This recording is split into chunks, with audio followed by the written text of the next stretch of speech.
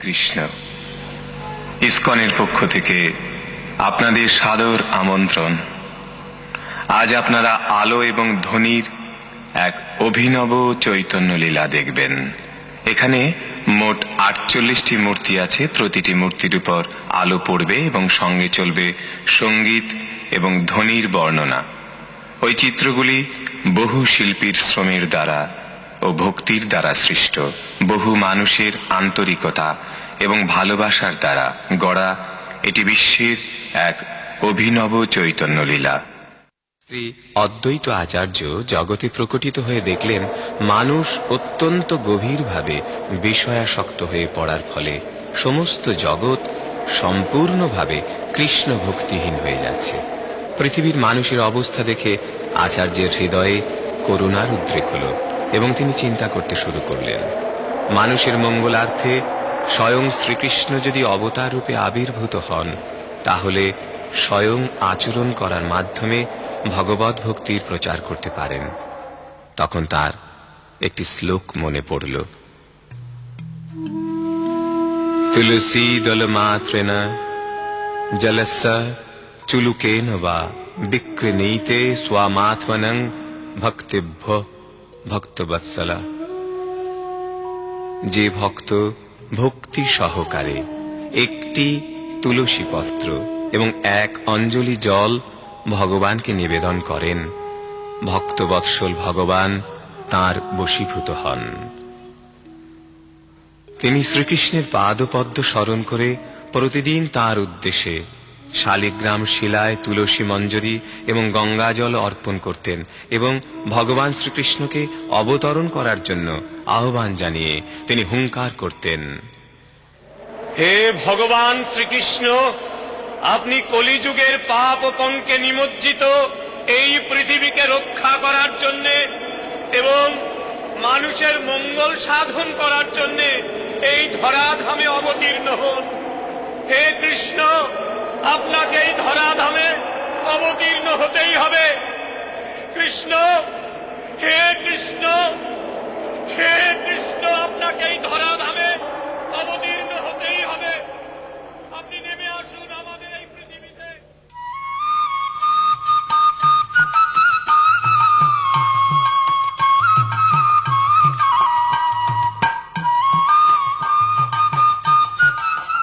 চোদ্দশো-7 শকাব্দের ফাল্গুনী পূর্ণিমা, ইংরাজির 1486 খ্রিস্টাব্দের 18 ফেব্রুয়ারি।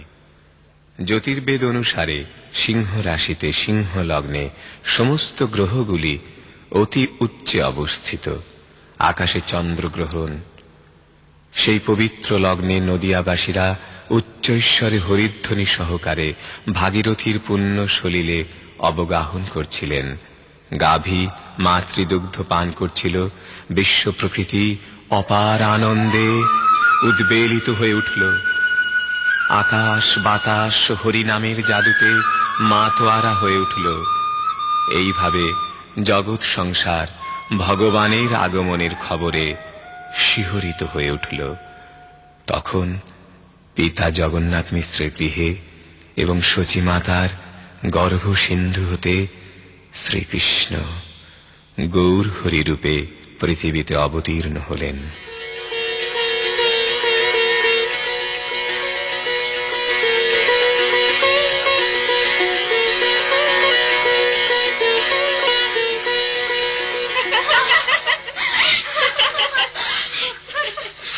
দেখ দেখ কি সুন্দর ছেলে। সচি মাতা, তুমি কি ভাগ্যবতী গো। ভাগ্যবতী না হলে অমন সুন্দর ছেলে জন্মায়? আহা, সোনার অঙ্গ, যেন গৌরাঙ্গ। হ্যাঁ গো দিদি, ওর জন্ম যখন নিম গাছের তলায়, ওকে নিমাই বলে ডাকলে কেমন হয়? নীলাম্বর চক্রবর্তী মশাই, আপনি কি কিছু গণনা করে রেখেছেন? আমার এই সুন্দর প্রপৌত্রটির লগ্ন গণনা করে পূর্বেই রেখে দিয়েছি। মহাপুরুষের অঙ্গে 32টি লক্ষণ দেখতে পাওয়া যায়। ওর অঙ্গেও আমি সে সবকটি লক্ষণই দেখতে পাচ্ছি। পঞ্চদীর্ঘ পঞ্চসূক্ষ্ম সপ্তরক্ত ষড়ুন্নত ত্রিরাস পৃথু গম্ভীর দাত্রিংশ লক্ষণ মহান। দেহের 5টি অঙ্গ দীর্ঘ, 5টি সূক্ষ্ম, 7টি রক্তবর্ণ, 6টি উন্নতি, 3টি রস, 3টি প্রশস্ত এবং 3টি গম্ভীর। হ্যাঁ গো, এ যে সত্যি আজানুলম্বিত বাহু। এই শিশুটির শ্রীহস্ত এবং চরণে নারায়ণের চিহ্ন সমূহ রয়েছে। এই শিশুটি সমস্ত জগৎ উদ্ধার করবে, বৈষ্ণব ধর্ম প্রচার করবে এবং পিতৃকুল মাতৃকুল উদ্ধার করবে। ভবিষ্যতে এই শিশুটি সমস্ত জগৎকে রক্ষা করবে। তাই তো ওর নাম দিয়েছি বিশ্বম্ভর। আরে আরে যাও যাও, মহোৎসবের আয়োজন করো, ব্রাহ্মণদের নিমন্ত্রণ করো, যাও অনুধ্বনি করো।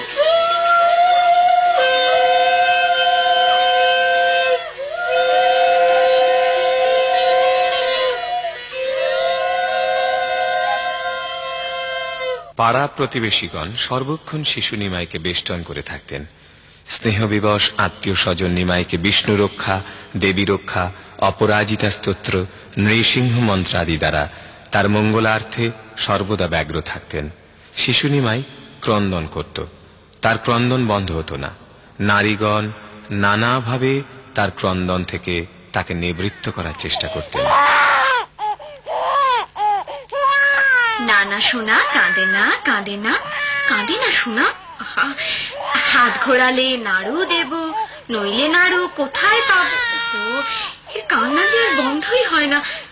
চাঁদ, আয় তো আয় চাঁদ, আমার নিমাই সোনার কাছে আয় তো, আয় আয়। হ্যাঁ গো সচি মাতা, তোমার অমন সুন্দর ছেলে অথচ এত কাঁদে কেন বলো দেখিনি? ওকে বুদ্ধি দেখাও সচি মাতা। কি বলবো দিদি, কত বুদ্ধি তো দেখালো, তোর কান্না কিছুতেই বন্ধ হয় না, কেবলই যে কাঁদে। কাঁদে না, কাঁদে না, না না সোনা, মোয়া দেব, ননি দেব। আহা, কাঁদে না, কাঁদে না, ক্ষীর দেব, ক্ষীর। হায় হায়, হে কৃষ্ণ, হে গোবিন্দ, কান্না থামছেই না। আহা, কি যে করি এখন?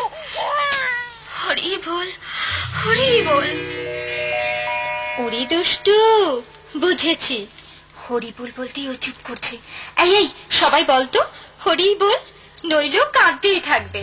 হরি বল, হরি বল, হরি বল, হরি বল, হরি বল, হরি বল, হরি বল, হরি বল, হরি বল।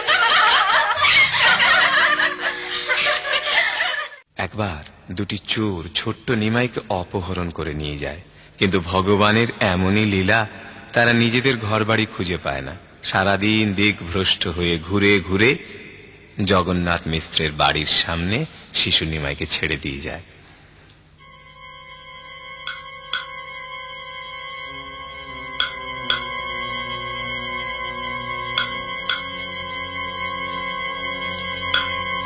এই বাচ্চাটাকে দেখো, হাতে কঙ্কন, গলায় হার। সোনার। এই খোকা, এই খোকা, এদিকে শোনো। তোমরা আমায় ডাকছো? ডাকছি বই কি, আমাকে চিনতে পারছো না? না তো, তোমাদের আগে কখনো দেখিনি তো। তোমার বাবা তোমায় গল্প টল্প করেনি? আমি তোমার এই এই আমি কি, আমরা বল, আমরা তোমার ইয়ে মানে ইয়ে কাকা। কাকা, আমরা তোমার কাকা, তুমি আমাদের ভাইপো। তাহলে আমায় মিষ্টি দাও। এই নাও সন্দেশ। আমার কাঁধে লক্ষ্মী ছেলের মতো উঠে পড়ো, তোমায় আরো সন্দেশ খাইয়ে আনি। বাবা, এই তো খুব ভালো ছেলে। চলো তোমার সন্দেশ খাইয়ে আনি। সাগাত সাগাত, বাচ্চাটাকে তো হাসানো গেল, এবার পাছালা ওকে দেখে ফেলবে।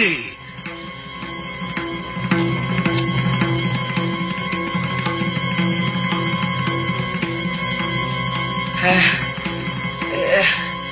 এবার মনে হচ্ছে আমাদের ডেরা এসে গেছি। সারাদিন ধরে যা ঘুরেছি, বাচ্চাটাকে এবার কাঁধ থেকে নামাও। দাঁড়াও দাঁড়াও সাগাত, এ তো আমাদের ডেরা নয়। নয়?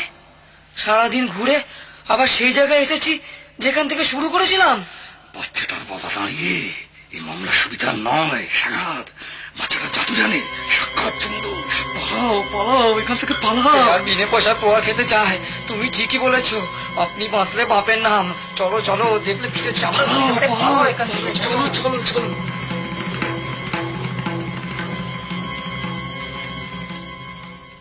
একবার সচিমাতা রেগে গিয়ে নিমাইকে ভর্ৎসনা করেন। তাকে ধরতে গেলে সে বাড়ির পাশে উচ্ছিষ্ট মাটির হাঁড়ির উপর গিয়ে বসে।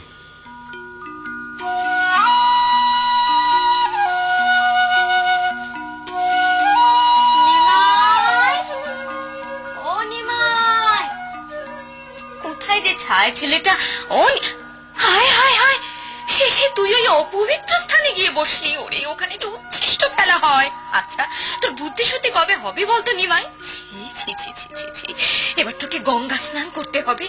রাগ করছো কেন মা? আমি কখনো উচ্ছিষ্টে বসলাম? আরে, তুই যেখানে বসে আছিস সেই জায়গাটাই তো উচ্ছিষ্ট। মা, উচ্ছিষ্ট অনুচ্ছিষ্ট দুটোই মনের ভাব মাত্র, এগুলো কোনোটাই সত্য নয় মা। এই হাঁড়িতে তুমি বিষ্ণুর জন্য ভোগ রেঁধেছো, আর তাই তুমি বিষ্ণুকে দিয়েছো। বিষ্ণুকে যা দিয়েছো তা কি কখনো উচ্ছিষ্ট হতে পারে? মা, আত্মা নিত্য পবিত্র বস্তু, তার পক্ষে উচ্ছিষ্ট বিচার কি? ওরে দুষ্ট ছেলে, হ্যাঁ, তোর পেটে পেটে এত বুদ্ধি ছিল। আয়, আয় বলছি, আয়, চলে আয় নিমাই। একদিন এক তৈর্থিক ব্রাহ্মণ মায়াপুরে শ্রী জগন্নাথ মিশ্রের গৃহে অতিথি হলেন। বৈষ্ণব সেবা পরায়ণ শ্রী জগন্নাথ মিশ্র সেই ব্রাহ্মণকে রন্ধন সামগ্রীর ব্যবস্থা করলেন। কিন্তু ব্রাহ্মণ যখন তার ধ্যানে গোপালকে নিবেদন করছিলেন, তখন শিশু নিমাই এসে সেই ভোগ খেয়ে ফেলে।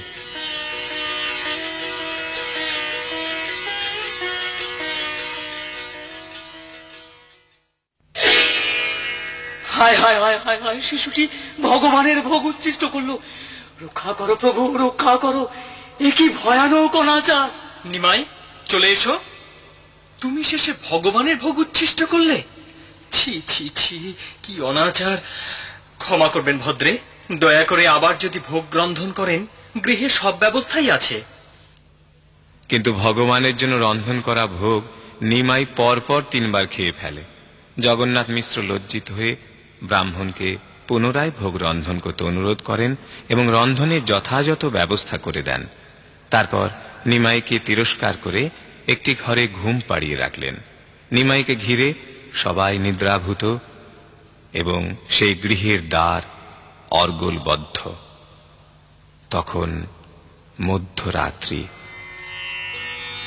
ওম প্রাণায় সহ, ওম অপানায় সহ, ওম বনায় সহ, ওম উদানায় সহ, ওম সমনায় সহ, ওম নিবেদয়ামি ভগবতে গৃহমিদং হবির্হরে। নমো ব্রহ্মণ্য দেবায় গো ব্রহ্মণা হিতায় চ জগদ্ধীতায় কৃষ্ণায় গোবিন্দায়। কি আবার সেই শিশু জগন্নাথ মিশ্রের পুত্র নিমাই আমার গোপালের ভোগ উচ্ছিষ্ট করলো। হায় হায় হায় হায় হায় হায়, কি করলে তুমি নিমাই? কিন্তু ওকে তুমি। জয় গোপাল, জয় গোপাল, জয় গোপাল, জয় গোপাল। হে ব্রাহ্মণ, তুমি বারে বারে আমায় ডাকো, কিন্তু তোমার নিবেদিত ভোগ যখন আমি গ্রহণ করছি, তখন তুমি কেন ব্যথিত হচ্ছ?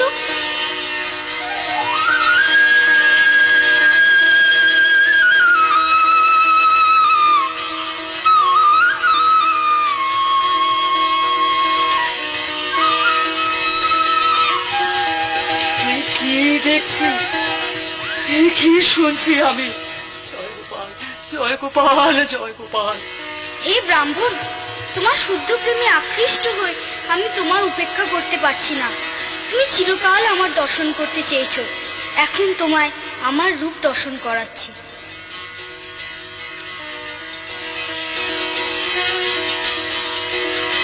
হরি বল, হরি বল, হরি বল। হে ব্রাহ্মণ, জন্ম জন্মান্তরে তুমি আমার সেবক। গোকুলে নন্দ মহারাজের ঘরে তুমি অতিথি হয়ে এসেছিলে, সেখানেও আমি তোমার নিবেদিত ভোগ গ্রহণ করেছিলাম। জয় গোপাল, জয় গোপাল, জয় গোপাল, জয়। তুমি যা দেখলে তা কিন্তু কাউকে বলো না।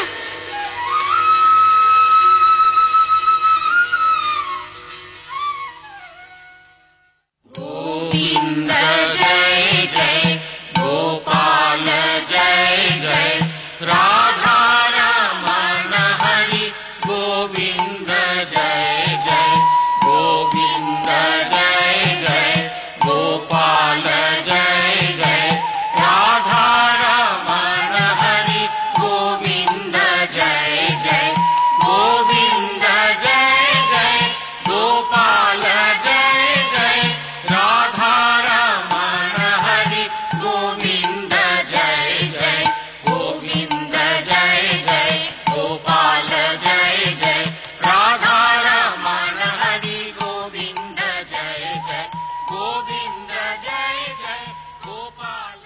মহাপ্রভু নবদ্বীপে শ্রেষ্ঠ পণ্ডিত বলে খ্যাতি অর্জন করেছেন। কেশব মিশ্র নামে কাশ্মীরের এক পণ্ডিত নিজেকে দিগ্বিজয়ী বলে পরিচয় দিতেন। বাস্তবিকই তিনি ভারতের সমস্ত পণ্ডিতদের পরাজিত করেও ছিলেন। মায়াপুরে বারকোনা নামক ঘাটে মহাপ্রভুর সাথে কেশব কাশ্মীরির সাক্ষাৎ হয় এবং অল্পক্ষণের মধ্যেই মহাপ্রভু তাকে পরাস্ত করে অল্প বয়সেই ভারতের সর্বশ্রেষ্ঠ পণ্ডিত রূপে স্বীকৃতি লাভ করেন।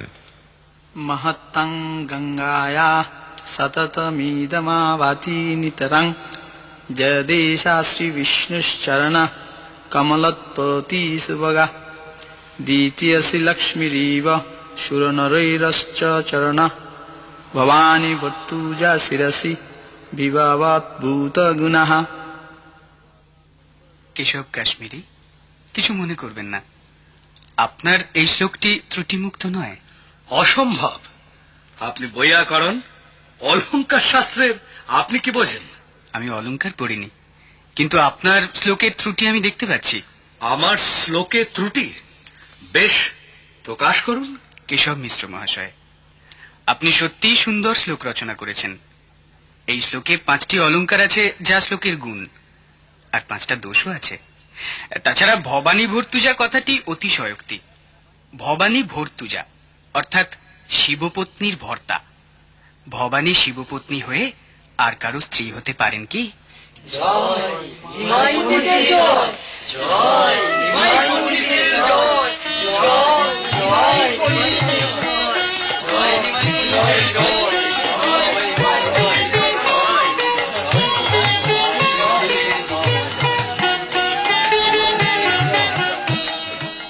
কেশব কাশ্মীরি সরস্বতীর বন্দনা করলেন।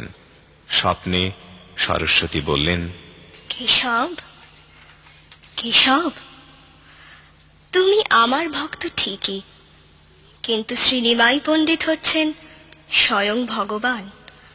আমি তাঁর স্বরূপ শক্তি, পরাবিদ্যার ছায়া শক্তি। তোমার অহংকার তিনি আজ ভেঙে দিয়েছেন। যাও বৎস, তার কাছে ক্ষমা চাও।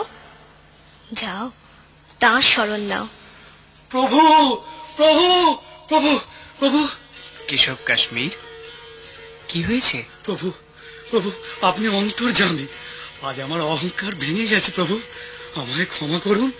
আপনার পদপ্রান্তে আশ্রয় দিন প্রভু। নবদ্বীপে শ্রী সনাতন মিশ্র নামক এক পরম বিষ্ণু ভক্ত ব্রাহ্মণ বাস করতেন। তার পদবী ছিল রাজ পণ্ডিত। কাশীনাথ পণ্ডিতকে ঘটক করে শচী মাতা সনাতন মিশ্রের পরমা ভক্তিমতী কন্যা বিষ্ণুপ্রিয়ার সাথে নিমাইয়ের বিবাহ সম্বন্ধ স্থির করলেন। শুভ দিনে শুভ লগ্নে মহা সমারোহের সঙ্গে বিবাহ সম্পন্ন হল।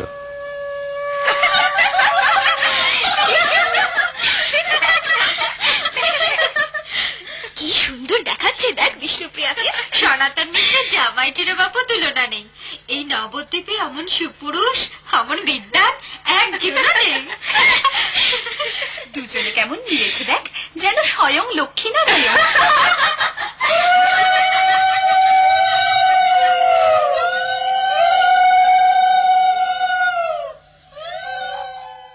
পিতার মৃত্যুর পর মহাপ্রভু গয়ায় গমন করেন। সেখানে পিতার উদ্দেশ্যে পিণ্ডদান করেন। তার সাথে দেখা হয় শ্রীপাদ মাধবেন্দ্রপুরীর শিষ্য শ্রীপাদ ঈশ্বরপুরীর সঙ্গে। সেখানে মহাপ্রভু শ্রীপাদ ঈশ্বরপুরীর কাছে দীক্ষা গ্রহণ করেন।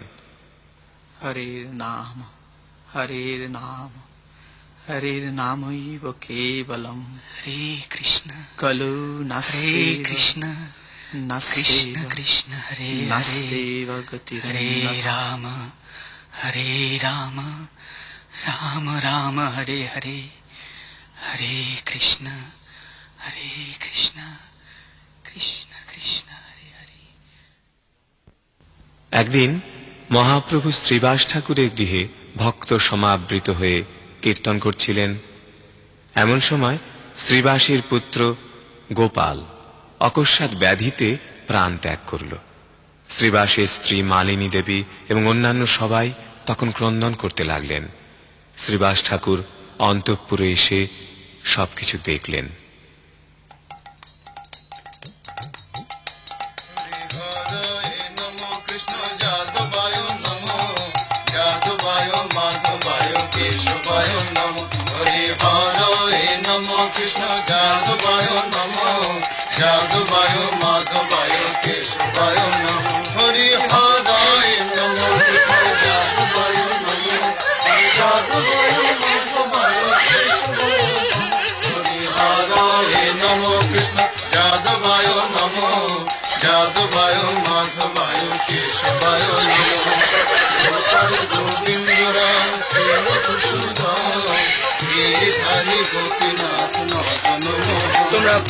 তোমরা শান্ত হও, ক্রন্দন করো না।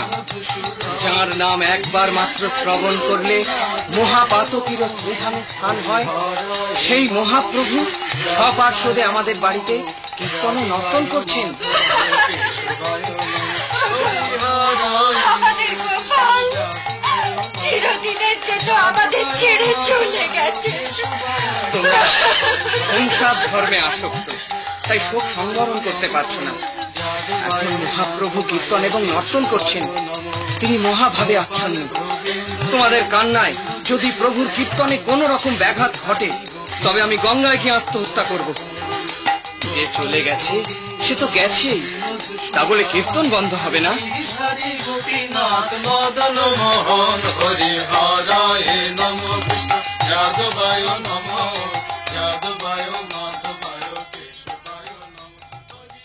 শ্রীবাস ঠাকুর পুনরায় সংকীর্তনে যোগদান করলেন, কিন্তু মহাপ্রভু অন্তর্যামী, সব বুঝতে পারলেন। ভক্তরা এসে সবকিছু জানালেন।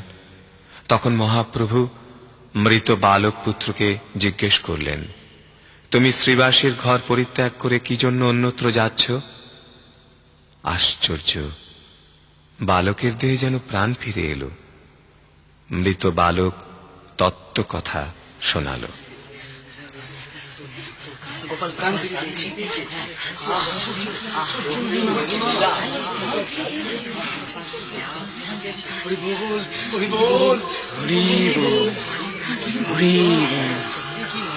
হে দয়াময়, হে তোমার কি লীলা! প্রভু, আপনি যার প্রতি যেমন বিধান করেন তার অন্যথা করার সাধ্য কার আছে? এই জগতে কে কার পিতা, কে কার মাতা? হে প্রভু, আপনি এ জগতের হর্তা কর্তা বিধাতা। আমি এই পৃথিবীতে অনেকবার জন্ম নিয়েছি, মৃত্যুও হয়েছে অনেকবার। যতদিন নির্বন্ধ ছিল আপনার ইচ্ছায় ততদিনই ছিলাম। এবার আমার কর্ম শেষ হয়েছে, আপনার শ্রীচরণে জানাই কোটি কোটি প্রণাম। পিতা, হে মাতা, আমায় বিদায় দিন, বিদায় দিন। ওকে বিদায় দাও শ্রীবাস। যাও পুত্র, তুমি স্বয়ং প্রভুর দর্শন পেয়েছ, তোমার জন্য আমি শোক করব না। যাও পুত্র, আমি তোমায় অনুমতি দিলাম। তুমি প্রভুর শ্রীপাদপদ্মে আশ্রয় নাও।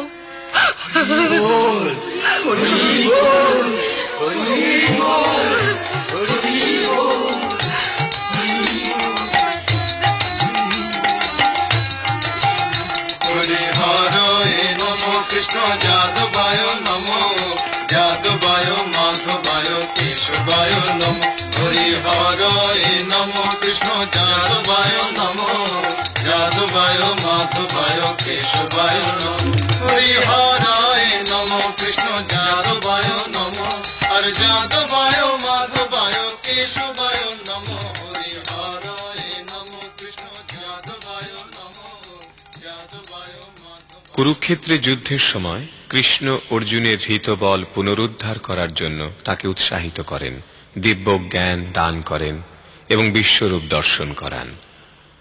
মহাপ্রভু ছিলেন শ্রীকৃষ্ণেরই অবতার। এই কলিযুগেও তিনি তার ভক্তদের সামনে তার ঐশ্বর্য প্রকটিত করেন। নিজ গৃহে শ্রীবাস ঠাকুর মহাপ্রভুর অভিষেক করেন।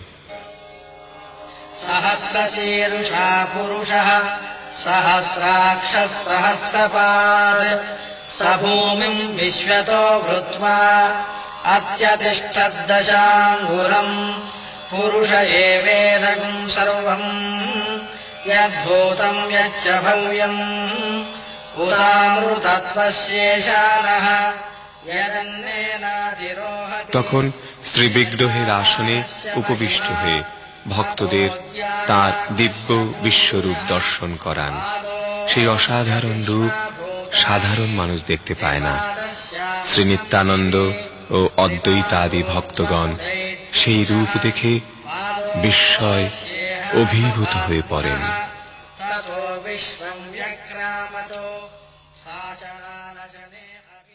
একবার মহাপ্রভু নিত্যানন্দ হরিদাস ঠাকুরকে ডেকে বললেন, শুনো শুনো নিত্যানন্দ, শুনো হরিদাস, সর্বত্র আমার আজ্ঞা করহ প্রকাশ। প্রতি ঘরে ঘরে গিয়া করো এই ভিক্ষা, বলো কৃষ্ণ ভজ কৃষ্ণ, করো কৃষ্ণ শিক্ষা। কৃষ্ণ কৃষ্ণ কৃষ্ণ কৃষ্ণ কৃষ্ণ কৃষ্ণ হে রাম এই বন্ধ কর, বন্ধ কর, শালা একটু মৌজ করছি, অমনি খোল করতাল নিয়ে কীর্তন শুরু করে দিয়েছে। দেখ না, কীর্তন বন্ধ না করলে তোদের বাপের 14 পুরুষের গোষ্ঠীর তুষ্টি করে দেব, হারামজাদা।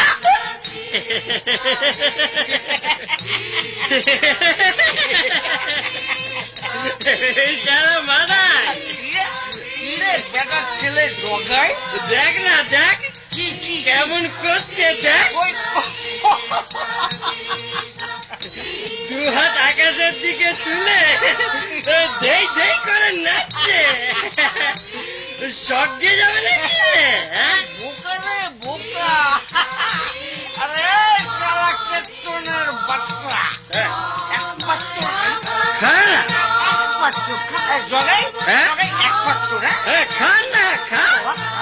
আর দেখবি হাত তুলতে হবে না রে, একেবারে সোজা সঙ্গে চলে যাবে। খা না, খা, খা। আচ্ছা আচ্ছা, কীর্তন করে মুখটা মার খাইয়ে দিচ্ছিস কেন বাপু? খা না, খা। হাই জগাই, কে রে? কে? হাই মাধাই, একবার বল হরি বল, একবার বল হরি বল, একবার বল হরি বল। কি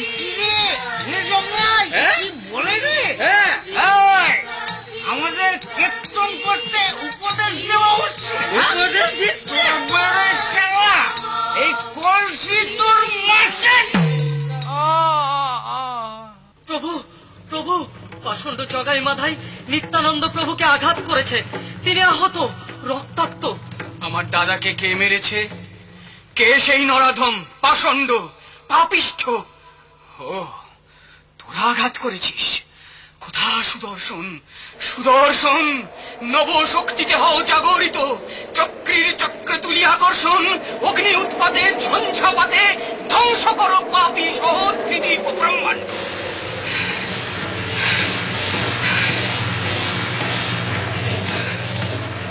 ও কিসের আওয়াজ? ঝড় উঠলো কেন? প্রচন্ড প্রলয়। মাদাই, মাদাই কাকে মারলি? এবার আর আমাদের রক্ষা নেই। পায়ে পা, পায়ে পা।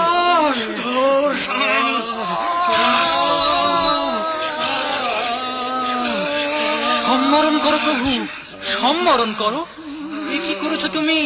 কলিযুগে তুমি জীবকে উদ্ধার করতে এসেছো, ওরা অজ্ঞান, ওদের ক্ষমা করো। আমার পুণ্য ফল আমি ওদের দিয়ে দিচ্ছি প্রভু।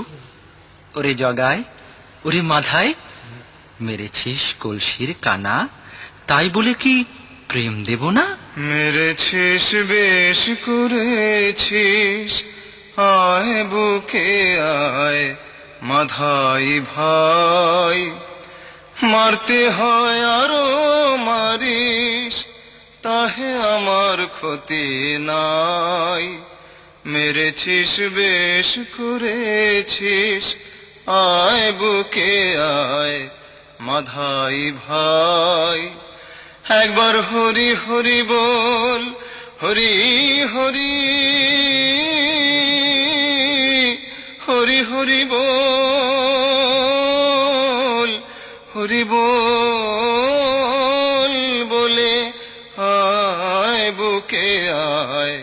মাধাই ভাই।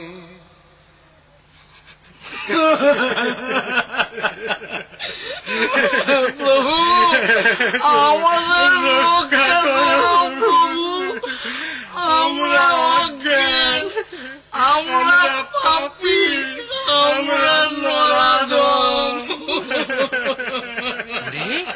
তোরা একবার হরি বল, একবার বল হরি, তোরা পাপ মুক্ত হবি। বল জগাই, বল মাধাই, হরি বল, হরি বল, বল বল হরি বল, হরি বল, হরি বল,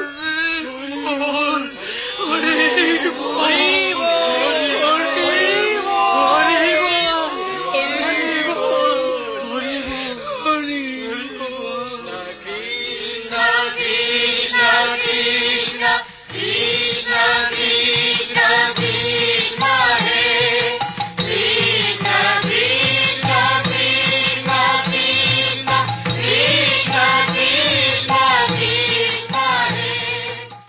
একবার স্মার্ত ও জাতি ব্রাহ্মণেরা নিমাই পণ্ডিতের সাফল্যে ঈর্ষান্বিত হন এবং নিমাই পণ্ডিতের এই আচরণ অহিন্দু বলে স্থানীয় কাজীর কাছে অভিযোগ করেন।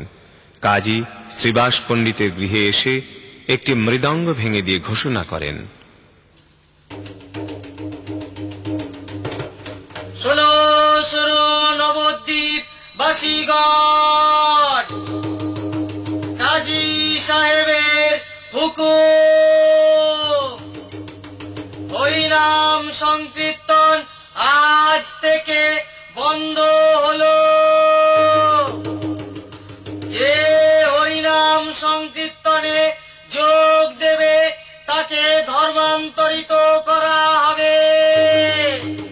শোনো শোনো নবদ্বীপবাসীগণ, হরে কৃষ্ণ, হরে কৃষ্ণ, হরে কৃষ্ণ, হরে কৃষ্ণ, কৃষ্ণ কৃষ্ণ, হরে হরে, হরে রাম, হরে রাম, হরে রাম, হরে রাম, রাম রাম, হরে হরে, হরে কৃষ্ণ, হরে কৃষ্ণ, কৃষ্ণ কৃষ্ণ, হরে হরে, হরে রাম, হরে রাম, রাম রাম, হরে হরে, হরে কৃষ্ণ, কৃষ্ণ কৃষ্ণ, হরে হরে, হরে রাম, রাম রাম, হরে হরে, হরে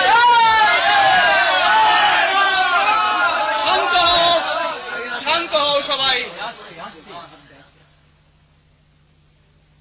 কাজী সাহেব, আমি আপনার অভ্যাগত, অথচ আমাকে দেখে আপনি লুকোলেন কেন?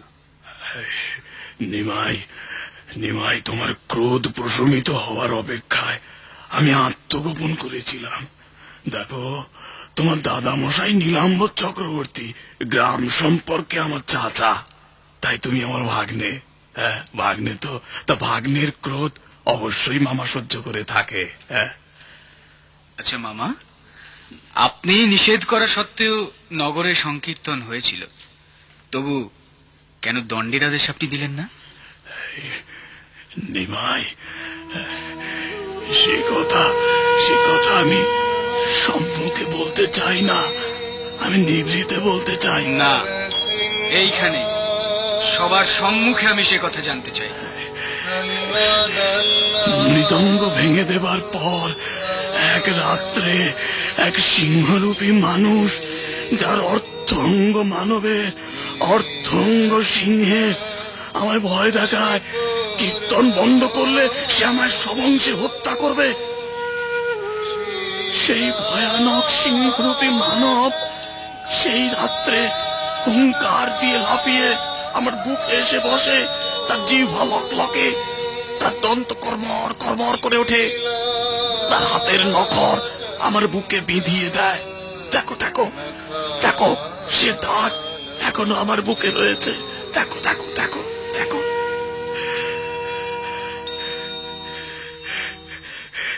নিমাই, হে প্রভু, আমি বুঝেছি তুমি কে? তুমি তুমি হিন্দুদের সেই হরি নারায়ণ কৃষ্ণ। আমায় কৃপা করো, শরণ দাও প্রভু। আজ থেকে আমার বংশে কেউ কোনোদিন কীর্তন বন্ধ করবে না। আমি এই তালাক দিয়ে যাব আমার বংশে।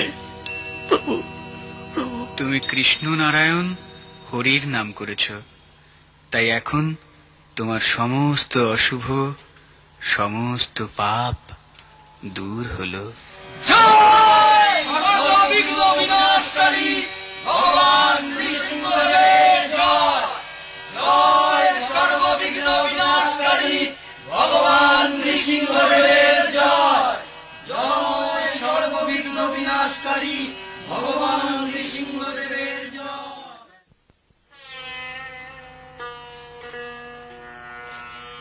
তোমার জন্য আমি মালা গেঁথে রেখেছি স্বামী। বিষ্ণুপ্রিয়ে, আজ আমায় তোমার মনের মতো করে সাজিয়ে দাও।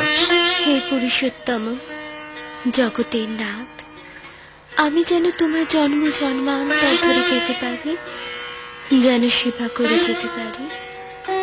তোমার চরণে আমায় আশ্রয় দিও। বিষ্ণুপ্রিয়ে, স্মরণ করে দেখো, আমাদের এই সম্পর্ক যুগ যুগ ধরে আবর্তিত। দাও দাও, তোমার মালা আমার গলায় পরিয়ে দাও। দাও সখী। স্বামী, ধন্য ধন্য হোক তোমার নাম বিষ্ণুপ্রিয়া, ধন্য ধন্য হোক। রাত্রি ঘনিয়ে আসে। স্বামীর পদসেবা করতে করতে বিষ্ণুপ্রিয়া দেবী গভীর নিদ্রায় মগ্ন হলেন। শ্রীনিমাই তার মাতার কাছে বিদায় নিতে এলেন। শচীমাতা তখন অর্ধ জাগরণের ঘোরে আবিষ্ট হয়ে সন্ন্যাস গ্রহণের অনুমতি দিলেন।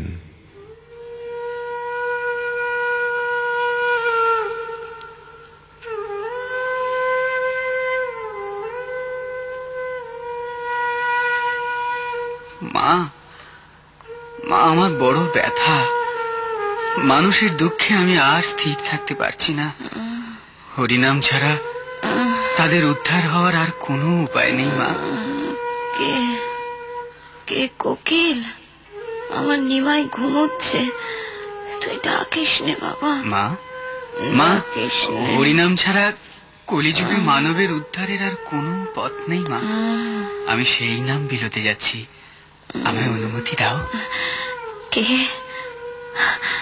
আমার নিমাই? যা যা বাবা, যা, নাম বিলোকে যা। তবে তাই হোক বাবা, তাই হোক। তাহলে মা, আমায় বিদায় দাও, আমি যাই।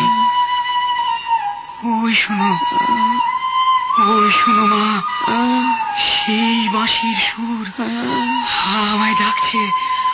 আমি যাই মা, আমি যাই, আমি যাই। কৃষ্ণ কৃষ্ণ হরে হরে, হরে রাম হরে রাম, রাম রাম হরে হরে, হরে কৃষ্ণ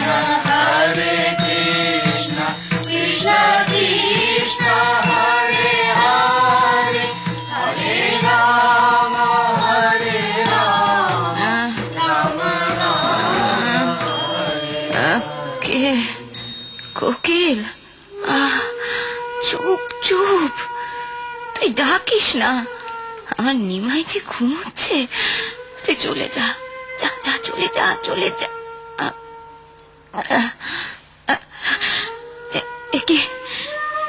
আমি কি বললাম? আমার নিমাই, আমার নিমাই কোথায়? আমার নিমাই, নিমাই, নিমাই, নিমাই, নিমাই কই? নিমাই কোথায়? আমার নিমাই কোথায়? কি হয়েছে? উনি কোথায় গেলেন? সে নেই মা, সে নেই। সে তোমাকে, আমাকে ছেড়ে, এই সংসার ছেড়ে চলে গেছে মা। কি বললে? সে চলে গেছে। নিমাই, নিমাই রে, নিমাই, নিমাই। সমস্ত দুর্জনেরা আমার যদি শরণ নেয় তাহলে তাদের পাপ ক্ষয় হবে। আমি যদি তাদের অনুপ্রাণিত করি তাহলে তারা ভগবত ভক্তি অবলম্বন করবে। এই ভেবে মাত্র 24 বছর বয়সের শেষে যে মাঘী শুক্লপক্ষ পড়ল, সেই উত্তরায়ণের সময় রাত্রি শেষে শ্রী নবদ্বীপ ত্যাগ করে নিদয়ার ঘাটে সাঁতার কেটে গঙ্গা পার হয়ে কণ্টকনগর বা কাটোয়া গ্রামে পৌঁছে শ্রীল কেশব ভারতীর কাছে সন্ন্যাস গ্রহণ করলেন। মহাপ্রভুর আজ্ঞা অনুসারে চন্দ্রশেখর আচার্য সন্ন্যাসের আনুষ্ঠানিক ক্রিয়া সকল সম্পাদন করেন। সমস্ত দিন কীর্তন করতে করতে দিবা অবসানের পূর্বেই ক্ষৌর কার্য শুরু হল। এই মধুনাপিতকে ক্ষমা করো প্রভু, তোমার কৃষ্ণ কঞ্চিত এই সুন্দর কেশ আমি কাটতে পারছি না, আমার হাত কেঁপে কেঁপে উঠছে, আমি সহ্য করতে পারছি না প্রভু। মধু, মধু, প্রভুর ওই সুন্দর চুল তুই কাটিস না মধু, আমি আর সহ্য করতে পারছি না।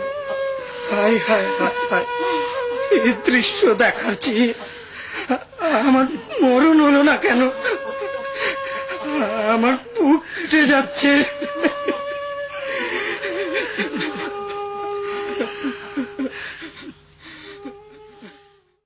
কাটোয়ার গ্রামে সন্ন্যাস গ্রহণের পর 3 দিন রাঢ় দেশ ভ্রমণ করতে করতে নিত্যানন্দ প্রভুর চাতুরিক্রমে মহাপ্রভু শান্তিপুরের পশ্চিমে এসে গঙ্গাকে যমুনাভ্রমে স্তব করলেন। অদ্বৈত প্রভু মহাপ্রভুকে স্নান করিয়ে নিজ গৃহে নিয়ে এলেন। সেখানে নবদ্বীপ ধামবাসীদের সাথে এবং শচীমাতার সাথে সাক্ষাৎ হল। অদ্বৈত আচার্যের স্ত্রী রান্না করলেন, সবাই খেতে বসল। নিত্যানন্দ প্রভুর সাথে অদ্বৈত প্রভুর নানা রকম কৌতুক হল।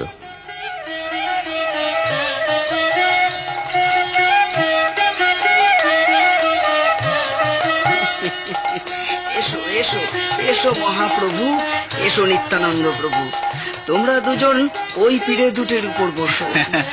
আরে বাবা, এত অন্ন তো আমি খেতে পারবো না, আর তাছাড়া উচ্ছিষ্ট রাখাও তো আবার সন্ন্যাসীর উচিত নয়। খুব পারবে, খুব পারবে। নীলাচলে তুমি 54 বার খাও এবং প্রতিবারে শত শত ভাণ্ডপূর্ণ নৈবেদ্য তুমি আহার করো। তার কাছে এই অন্ন তোমার 5টি গ্রাসও হবে না।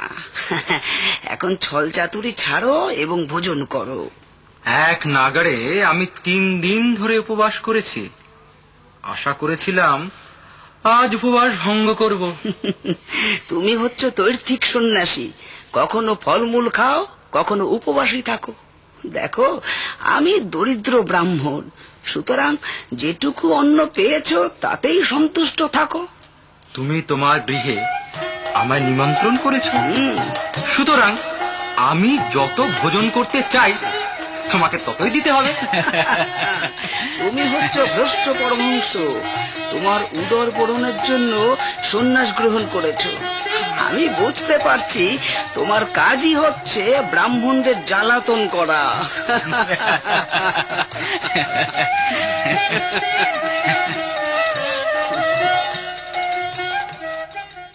সেই দিন কি কি রান্না হয়েছিল শুনবেন? শুনুন। 32 আঠিয়া কলা পাতায় শালি ধান চালের অন্ন স্তূপ করে মাঝে একটা গর্ত করে ঘি ঢেলে দেওয়া হলো। তার চারপাশে কলা পাতার ডোঙায় নানা রকম খাবার ব্যঞ্জন দেওয়া হলো, যেমন মুগের ডাল, পটল, কুমড়ো, মানকচু, নানা রকমের শাক ইত্যাদির ব্যঞ্জন। চই মরিচ দিয়ে 5 রকম শুক্তো, কচি নিম পাতা দিয়ে বেগুন ভাজা, ফুলবড়ি দিয়ে পটল ভাজা, কুমড়ো মানকচু ভাজা, নারকেলের শাঁস, ছানা এবং শর্করা দিয়ে মধুর খাবার, মোচা ঘন্ট, দুধ কুমড়ো, মধুর আমল বড়া, 5-6 প্রকার টক, মুগের ডালের বড়া, কলার বড়া, মাছ বড়া, নানা রকম মিষ্টি, ক্ষীর, পুলি, নারকেল, নানা রকম পিঠে, ঘৃত মিশ্রিত মিষ্টান্ন নতুন মাটির পাত্রে রাখা হয়েছিল। আর 3টি পাত্রে খুব ঘন করে জাল দেওয়া দুধ ছিল। ছিল দুধ মেশানো চিঁড়ে কলা, লাউ দুধ, চাঁপা কলা, দই, সন্দেশ এবং আরো আরো আরো অনেক কিছু। এবং তাতে তুলসী মঞ্জরি দেওয়া হয়েছিল। অপরাহ্নে ভক্তগণের সাথে সংকীর্তন হল। কয়েকদিন পর সচিমাতার সাথে পরামর্শ করে মহাপ্রভু নিত্যানন্দ, জগদানন্দ, দামোদরকে সঙ্গে করে ছত্রভোগ পথে পুরুষোত্তম যাত্রা করলেন।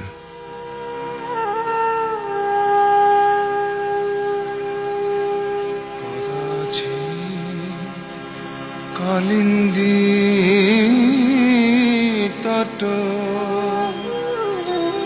বিপিন সঙ্গীত তরল মুদাভিরি নারী বদন কমল স্বাদ মধুপহ রামা শম্ভু ব্রহ্মামরপতি জগন্নাথ স্বামী।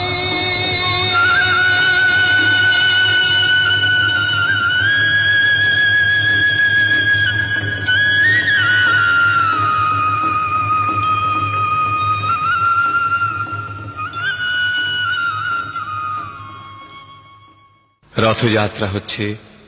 মহাপ্রভু খুব ভোরে স্নান করে শ্রী জগন্নাথ, শ্রী বলরাম এবং সুভদ্রা দেবীর রথ দর্শন করলেন। মহাপ্রভু তার ভক্তদের 7টি সম্প্রদায় বিভক্ত করে 14 মাদলে কীর্তন আরম্ভ করলেন।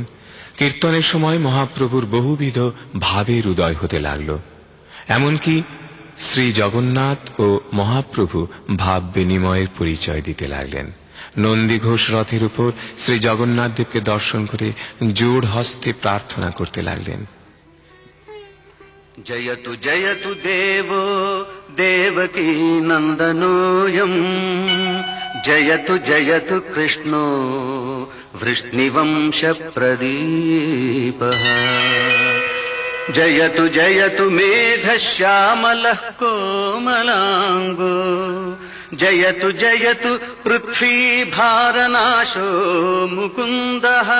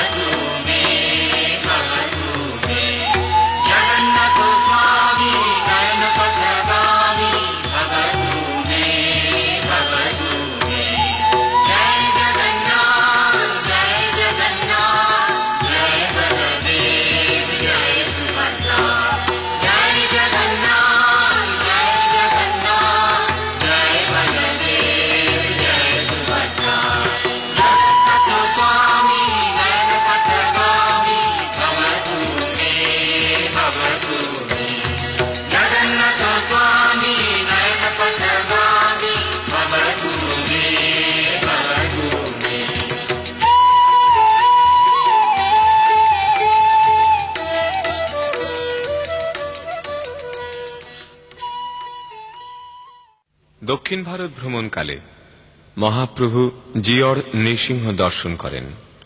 গোদাবরী নদীর তীরে বিদ্যানগরে সেখানকার রাজ্যপাল রায় রামানন্দের সঙ্গে সাক্ষাৎ হল। রামানন্দ তাকে সেই গ্রামে কয়েকদিন থাকতে অনুরোধ করলেন। সন্ধ্যা হলে রামানন্দ রায় দিন বেশে মহাপ্রভুর কাছে এসে দণ্ডবৎ প্রণাম করলেন। তারা প্রেম ভক্তি প্রসঙ্গে অত্যন্ত গভীর তত্ত্ব আলোচনা করলেন।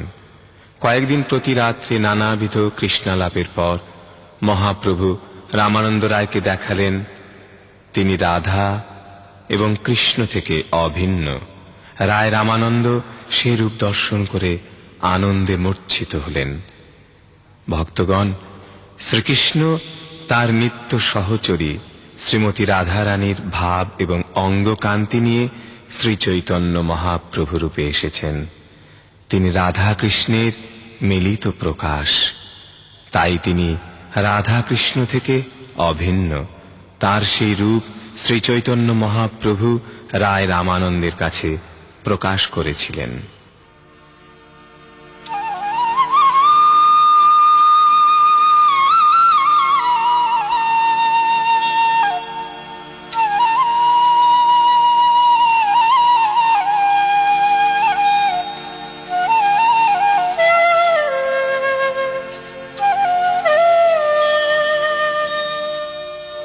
জয় রাধা মাধব কুঞ্জ বিহারী,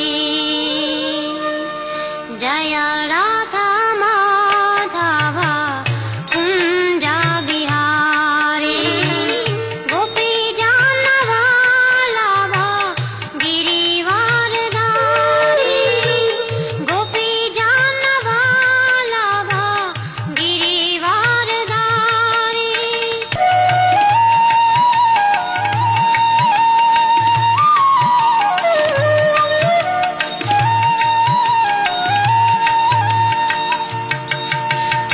यमुना तीर वनचारी,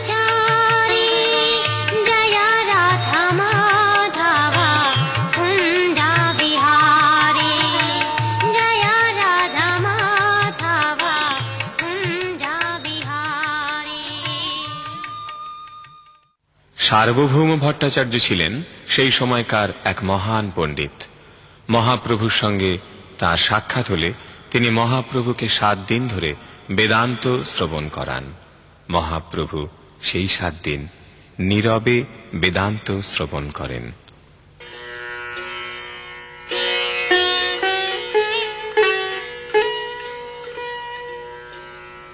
ওহে কৃষ্ণ চৈতন্য, তুমি কি বেদান্ত বুঝতে পারো না? আপনি শ্রবণ করতে বলেছেন, আমি শ্রবণ করছি, কিন্তু দেবকৃত সূত্রগুলো আমি বেশ ভালো বুঝতে পারি। কেবল আপনি যে মায়াবাদী ভাষ্য পড়ছেন তা আমি ঠিক বুঝতে পারছি না। ভট্টাচার্যের উত্তরে মহাপ্রভু উপনিষদ ও বেদান্ত ব্যাখ্যা করে সবিশেষ বাদ স্থাপন করলেন। মহাপ্রভুর শ্রীমুখ থেকে বেদান্তের ব্যাখ্যা শ্রবণ করে ভট্টাচার্য নিজের পরাজয় স্বীকার করলেন। তারপর সার্বভৌম ভট্টাচার্যের প্রার্থনানুসারে আত্মারাম শ্লোকের 18 প্রকার অর্থ বিশ্লেষণ করালেন। শ্রী চৈতন্য মহাপ্রভুর মুখে আত্মারাম শ্লোকের ব্যাখ্যা শুনে সার্বভৌম ভট্টাচার্য চমৎকৃত হলেন এবং বুঝতে পারলেন শ্রীকৃষ্ণ চৈতন্য মহাপ্রভু স্বয়ং শ্রীকৃষ্ণ। তিনি তখন নিজেকে ধিক্কার দিতে শুরু করলেন। উনি স্বয়ং শ্রীকৃষ্ণ। বিদ্যার গর্বে গর্বিত হয়ে আমি মহা অপরাধ করেছি। তিনি মহাপ্রভুর শরণ নিলেন। মহাপ্রভু তাকে কৃপা করলেন, চতুর্ভুজ রূপ দেখালেন। তারপর দেখালেন তার শ্যাম সুন্দর বংশীধারী শ্রীকৃষ্ণ রূপ। তাই দেখে সার্বভৌম ভট্টাচার্য দণ্ডবৎ প্রণাম নিবেদন করলেন এবং বন্দনা করতে লাগলেন। যদি গৌর না হইতো কেমন হইতো, কেমনে ধরিতাম দে রাধার মহিমা প্রেম রস সীমা জগতে জানাত কে। রাধার মহিমা প্রেম রস সীমা জগতে জানাত কে।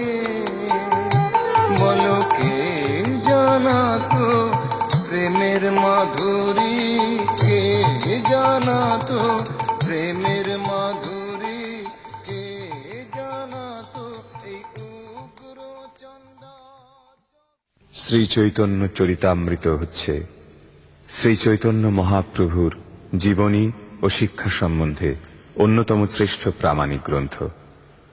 প্রায় 500 বছর আগে পরমেশ্বর ভগবান শ্রীকৃষ্ণ কলিযুগের অধঃপতিত মানুষদের কৃষ্ণ ভক্তি শিক্ষা দান করার জন্য ভক্তরূপে শ্রীধাম মায়াপুরে অবতীর্ণ হন।